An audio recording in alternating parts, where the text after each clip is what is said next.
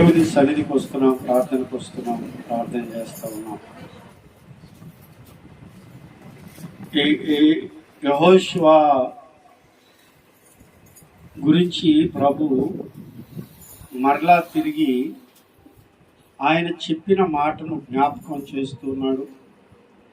యెహోషువ దేవుడు మాట ఇచ్చాడు అంటే మనకు చేస్తాడని ప్రజలకు కూడా తెలియజేస్తా ఉన్నాడు. మీ దేవుడైన యెహోవా మీకిచ్చిన మాట చొప్పున, ఇది చాలా ప్రాముఖ్యమైనది. మరి దేవుడు మనకు ఒక మాట ఇచ్చాడంటే దాన్ని తప్పనిసరిగా నెరవేరుస్తాడు. ఆయన మాట చెప్పాడంటే దాన్ని తప్పనిసరిగా ఆ కార్యాన్ని చేస్తాడు. చాలా జాగ్రత్తగా గమనించాలి. అన్న దేవుని మందిరంలోకి వెళ్ళి ప్రార్థన చేస్తూ ఉంది. ఆమె అవసరత ఉంది. సమాజంలో అవమానకరంగా, ఇబ్బందికరంగా ఆమె గొడ్రాలు అనేటువంటి నిందతో బాధపడుతున్నటువంటి ఆమె ఎవరి దగ్గర ఆ యొక్క అవసరత అనేటువంటిది జరగటం కన్నా దేవునితో నేను ప్రార్థన చేస్తే, దేవుని మందిరంలో నేను దేవుని ధ్యానం చేస్తే, దేవునికి నా యొక్క అవసరతను విన్నవిస్తే దేవుడు సహాయం చేస్తాడు అని చెప్పి దేవుని మందిరంలోకి వెళ్ళి ప్రార్థన చేయటం ప్రారంభించింది. ఆమె ప్రార్థన వినినటువంటి ఆ యొక్క పాస్టర్ గారు వచ్చి ఆమెని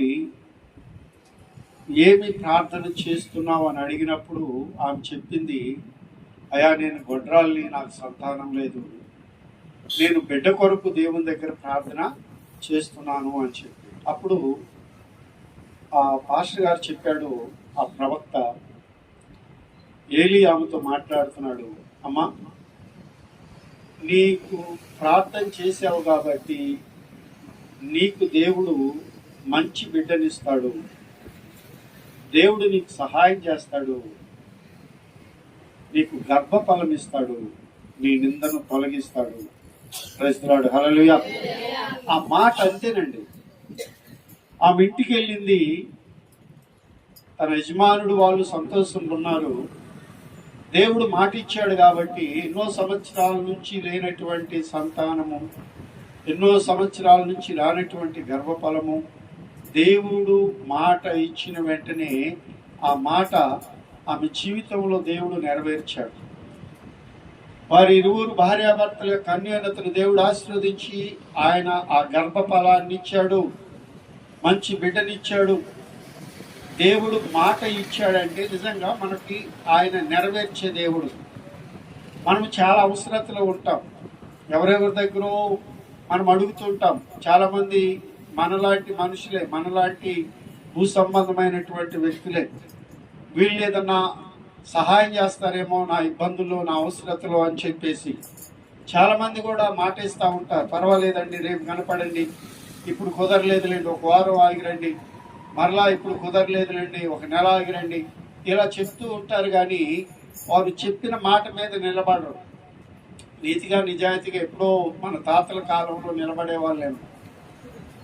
ఈ సమయంలో మాట మీద నిలబడగలిగిన వాళ్ళు ఎవరు లేరు. ఏదో చెప్పారు కదా, చెప్తే ఇవ్వాలని రూల్ ఏమైనా ఉందా? నా ఇబ్బందులు నాకున్నాయి, నా సమస్య నాకుంది, నేను నీకు మాట ఇచ్చాను కానీ నేను చేయలేను, ఏమనుకోబాకండి అని చెప్పే వాళ్ళు కూడా చాలా మంది ఉంటారు.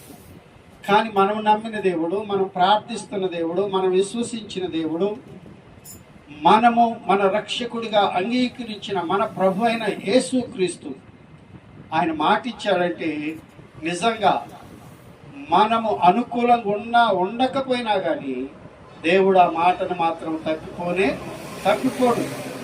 ఆ మాటను నెరవేరుస్తాడు. ఆ మాటను తప్పనిసరిగా ఆయన మన పక్షాన కార్యాన్ని జరిగిస్తాడండి. ఆయన మాట ఇచ్చాడంతే. మాట ఇవ్వటానికి ఆయన మన పట్ల తన కృప అధికంగా కనపరుస్తున్నాడండి. మనకి మాట ఇవ్వాలి అంటే మనం ఏం చేయాలంటే, ఎవరినో వెళ్ళి అడగటం కన్నా దేవుని మందిరానికి వచ్చి అన్నావలే మనం కూడా ఏం చేయాలి? ప్రార్థన చేయాలి. చాలా జాగ్రత్తగా గమనించాలి. దేవుడు మనకు మాట ఇవ్వాలంటే మనం ప్రార్థించి దేవుని దగ్గర మన అవసరతను, మన విన్నపాన్ని తెలియచేసే వాళ్ళగా మనం ఉండాలండి. దేవుడు మన కొరకు కార్యం చేయాలి, మనము ఆ కార్యాన్ని చూడాలి అంటే మన అవసరత ఏందో దేవునికి మనము చెప్పాలి. నాకు మొరపెట్టుము, నేను నీకు ఉత్తరం ఇస్తానని చెప్పినటువంటి దేవుడు అనమాట. మనము దేవునికి చెప్పకుండా, ప్రార్థన చేయకుండా, ప్రార్థన లేకుండా, ప్రార్థనకి రాకుండా, ప్రార్థనలో ఎదగకుండా, ప్రార్థన గురించినటువంటి అవగాహన లేకుండా ఉంటే మనము ఆ కార్యాన్ని చూడలేము. దేవుడు మనకు కూడా మాట ఇవ్వడేమో. మనం అనుకుంటామేమో ప్రార్థనకి వెళ్తే ఎలా జరిగితేమో, ప్రార్థనకి వెళ్తే అలా జరిగితేమో అనుకుంటామేమో. అలా కాదండి. నీ ప్రార్థనకి అన్నాకి దేవుడు మాట ఇచ్చినట్లుగా నీవు చేసే ప్రార్థనకి దేవుడు నీకు కూడా మాటిచ్చువాడిగా ఉండునుగాక. దేవుని సన్నిధిలో మనము అటు కార్యాన్ని చూడాలండి. యెహోవా నీ దేవుడైన యెహోవా ఆయన మాట ఇచ్చి దాన్ని ఏం చేసేవాడు? నెరవేర్చేవాడు. అది మనకు ముఖ్యమైనది. మరి ఆ మాట మనకి ఇవ్వాలి అంటే మనము దేవుని మందిరంలో ప్రార్థన చేసేటువంటి వారిగా ఉండాలి. మనము ప్రాముఖ్యంగా మనం దేవుని దగ్గరికి మనం వచ్చి దేవునికి చెప్తే దేవుడు అప్పుడు నాకు చెప్పారు కాబట్టి ఈ బిడ్డలకి నేను మాట ఇస్తున్నాను, నీ కార్యాన్ని చేస్తాను, నీ అవసరతకి సహాయం చేస్తాను, నీ బలహీనతకి నేను విడుదల ఇస్తాను. ఒకానొక సమయంలో యేసుక్రీస్తు శరీరధారిగా భూమి మీద సంచరించినప్పుడు ఒక తండ్రి తన కుమారుని దేవుని యేసుక్రీస్తు దగ్గరికి తీసుకొస్తాడండి. ఆయన ఆ సమయంలో అక్కడ లేని పరిస్థితిలో 9 మంది శిష్యులు ఉంటే ఆ 9 మంది శిష్యులకు చెప్తాడు, అయ్యా నా బిడ్డ బాగాలేడు. అతనికి ఆ బలహీనత వచ్చినప్పుడు నిప్పుల్లో పడతాడు, కంచెల్లో పడతాడు, నీళ్ళల్లో పడతాడు, గాయాలు అవుతాయో, భయంకరమైన వేదన పడతాడు అని చెప్తే 9 మంది ఏం చేశారంటే చాలా ప్రయత్నాలు చేశారు. ఆ ప్రయత్నాల వల్ల కూడా ఆ బిడ్డలో ఏ విధమైన అనారోగ్యం నుండి విడుదల కలగలేదు. అయితే యేసుక్రీస్తు వచ్చిన తర్వాత ఆయన వారి దగ్గరికి రాగానే ఆ తండ్రి వెళ్ళిపోయి యేసుక్రీస్తుతో చెప్తున్నాడు, అయ్యా నా బిడ్డ ఇలా బలహీనంగా ఉన్నాడు, నీ శిష్యుల దగ్గరికి తీసుకొచ్చాను, వాళ్ళు ఏమన్నా బాగు చేస్తారంటే వాళ్ళ వల్ల ఏమీ కాలేదు అని చెప్పి. అయితే ప్రభు యేసుక్రీస్తు ఏమంటున్నాడంటే, నేను చేయగలను అనేటువంటి మాట చెప్పే కన్నా నువ్వు నమ్ముతున్నావా అని చెప్పే మాట అడిగాడు. నమ్ముట నీ వలనైతే నమ్మువానికి సమస్తము సాధ్యం. అలా నమ్మిన వెంటనే దేవుడు ఏం చేశాడు తెలుసా? ఆ మాట విచ్చి వెంటనే ఆ బిడ్డలో ఉన్న దురాత్మను పారద్రోలాడు. ఆ బిడ్డలో ఉన్న అనారోగ్యాన్ని తీసేశాడు. ఆ బిడ్డలో ఉన్నటువంటి ఆ యొక్క బలహీనత నుండి విడుదల దయచేశాడు. మనము ప్రార్థన చేయాలి. మొట్టమొదటిగా దేవుడు మనకి ఆ మాట ఇవ్వాలంటే, రెండోదిగా మనము నమ్మాలి. ఏం చేయాలి? మనము నమ్మాలి. దేవుడు మాట ఇస్తే నెరవేర్చేవాడని. ఆయన మాట తన తండ్రిని ధైర్యపరిచింది, తన తండ్రి యొక్క విశ్వాసాన్ని బలపరిచింది. అంతకు ముందు నుండి కూడా ఇది జరిగిద్దో జరగదో, బాగైద్దో బాగవదో, నా కుమారుడు స్వస్థపడతాడో లేదో అని అపనమ్మకంతో బలహీనతతో ఉన్నాడు. కానీ యేసుక్రీస్తు చెప్తున్నాడు, నమ్ముతున్నావా? ఏమన్నాడు? నమ్ముతున్నావా? దేవుడు కార్యం చేయడు అనే అపనమ్మకం మనకున్న, ఆయన మాట ఇచ్చినా మనం సంపాదించుకోలేము. అందుకే దేవుని యొక్క శ్రేష్టమైనటువంటి నామములో మనలో ఇది దేవుడు కార్యం చేశాడు అని మనం గ్రహించాలంటే వాక్యం మీద మనసు పెట్టండి. ఇది దేవుడు కార్యం చేశాడనేటువంటిది మనము గ్రహించాలంటే మనలో నమ్మకం అనేది చాలా ప్రాముఖ్యమైనటువంటిది. ఆ నమ్మకమే ఏం చేస్తుందంటే మనకి దేవుడిచ్చిన మాట నెరవేర్చడానికి మన పట్ల గొప్ప కార్యాన్ని జరిగిస్తుంది. ప్రియమైనటువంటి సంగమా, దేవుని బిడ్డలారా, మీకు తెలియచేస్తున్నాను, గ్రహించండి. ప్రార్థన చేయకుండా దేవుడు నెరవేర్చటము అనేటువంటిది మన అవివేకానికి, మన అవిశ్వాసానికి కారణమండి. చాలామంది ఏం చేస్తారో తెలుసా? దేవుడు నిజంగా ఉంటే ఇదిగో ఈయన బాగు చేయమను, ఇదిగి కార్యం చేయమను. అర్థమవుతుందా? ఆయన మీద నమ్మకం లేకుండా అపనమ్మకమైనటువంటి రీతిగాను, అలాగనే దేవుణ్ణి హేళన చేసి, లేకపోతే దేవుని కార్యాలను అనేకులకు అది కరెక్ట్ అయినది కాదు అని చూపించటానికి రకరకాల ప్రయోగాలు చేస్తూ ఉంటారండి. నిన్న నేడు నిరంతరము దేవుడు ఏకరీతిగానే ఉన్నాడు. ఆయనకు అసాధ్యమైనటువంటిది ఏది కూడా లేనే లేదు. దేవుడు సమస్తము సాధ్యపరిచేటువంటి వాడు. అది నీవు నమ్మినట్లయితే దేవుని మహిమను చూస్తావు. దేవుడు నీ పట్ల కార్యాన్ని జరిగిస్తాడు. యెహోషువతో చెప్తున్నాడు, మోషే కాలం అయిపోయిన తర్వాత ఇశ్రాయేల్ ప్రజల్ని నడిపించటానికి దేవుడు నాయకత్వాన్ని యెహోషువకు అప్పగించినప్పుడు యెహోషువతో దేవుడు మాట్లాడుతున్నాడు, యెహోషువ నీవు భయపడొద్దు, నేను నీకు తోడుగా ఉంటాను. మోషేకు ఎలా తోడుగుండి నడిపించానో నేను నీకు కూడా తోడుగా ఉండి నడిపిస్తాను.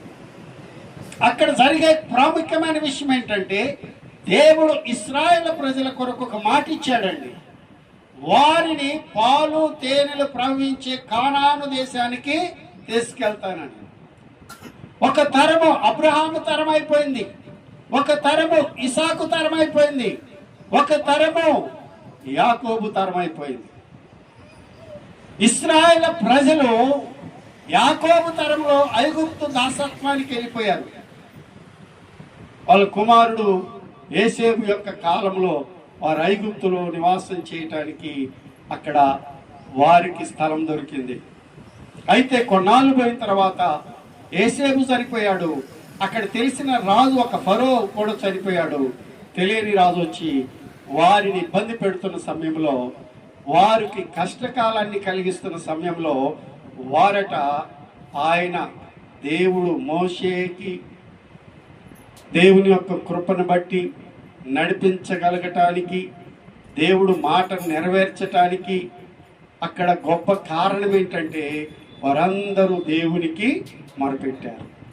దేని విషయాన్ని ఆధారం చేసుకొని మొరపెట్టారంటే ఆయన అబ్రహాముకును ఇసాకును యాకోబుకు ఇచ్చిన మాటను బట్టి, వారి మాటను బట్టి దేవుడు ఆ దినాన నా పితరులకు మాట ఇచ్చాడు కాబట్టి ఈ దాసత్వంలో నుండి దేవుడు మమ్మల్ని ఏం చేస్తాడు, విడిపిస్తాడు అని చెప్పి వారందరూ కూడా ప్రార్థన చేశారండి. దేవుడు మా పితరులకు మాట ఇచ్చాడు కదా, మేము ప్రార్థన చేయకపోతే ఆయనే వచ్చి విడిపిస్తాడులే అని అక్కడ జరగలేదండి. వారందరూ కూడా ఏకమై విశ్వాసం కలిగి దేవుడు తన పట్ల కార్యాలు జరిగించుట కొరకు ఆయన ఇచ్చిన మాట మా పట్ల నెరవేర్చమని దేవుణ్ణి మరలా జ్ఞాపకం చేసుకుని ప్రార్థన చేశారు. దేవుడు అప్పుడు వారి కొరకు మోషేను నాయకుడిగా వారి మధ్యకి పంపించాడండి. దేవుని యొక్క నామములో ఆ మోషే నాయకత్వంలో వచ్చినప్పుడు వారందరూ కూడా మోషే నాయకత్వం నుండి దేవుడిచ్చిన మాటను బట్టి ఐగుప్తు దాసత్వాన్ని నుండి వారందరూ విడుదల పొందారు. Praise Lord. చప్పట్లు కొడదాం. దేవుని యొక్క నామానికి మహిమ కలుగును గాక.